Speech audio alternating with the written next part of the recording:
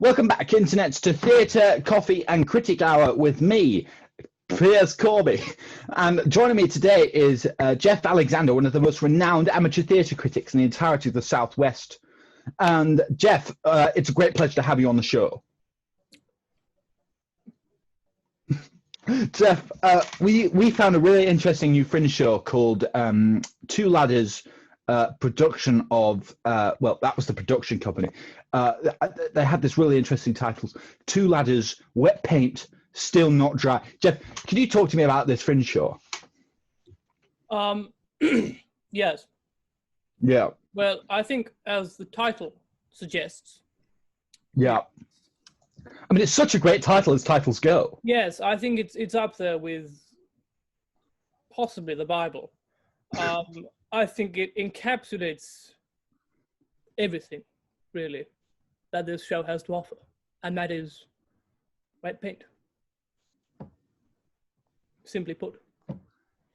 Mind-blowing stuff, Jeff. Jeff, that sent chills down a water bottle.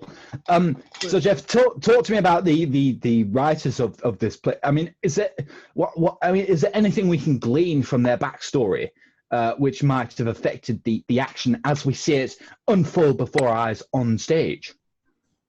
Right. I think when you're engaging with writers, something very important to consider is the way they write.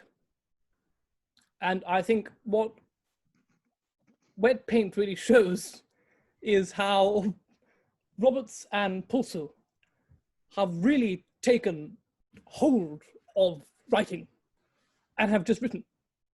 And I think that is very rare to find in writers these days.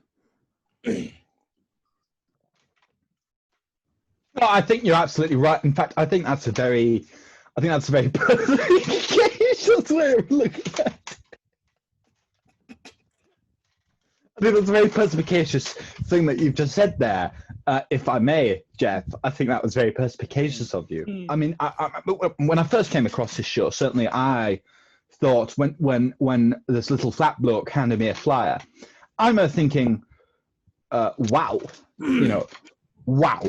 What a great concept for a fringe show. I remember thinking, that is a concept which we just need more of. And these guys, when they came onto stage, I remember thinking, there was something undefinable about their magnetism.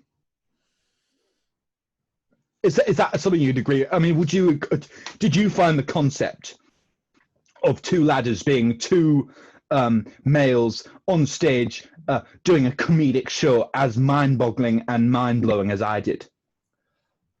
I think I will put it like this. I think experiencing this show for the first time was a bit like how I imagine the population of Aberdeen expressed when they first discovered the Rubik's Cube. It was something that entirely was new to them, revolutionized entertainment, revolutionized the way we preoccupy our time. And I have so right. That I don't want to give too much away here, because I think, telling your viewers what the show entails will spoil it. But I have to say that it's hard to define. That's the point. It's also hard to define. It's hard to define, but also I have to say I think it completely defines expectation. It defines expectation. Yes, utterly defines expectation. If I look up expectation in the dictionary, I would see. That's interesting, because it doesn't defy expectations, it defines it. Yes, it defines. So what you're saying is that all expectation, say expectation was this biro. Yes. That is two ladders, if we were to say it like that. It doesn't defy the biro. It doesn't revolutionize. No, but it is defined by the. I lost my biro. It doesn't. Got a full way. It doesn't actually. It actually changes the game to the extent that it is the new game. Yes, I think that is what I'm trying to say here. Well, I think you're saying it very well.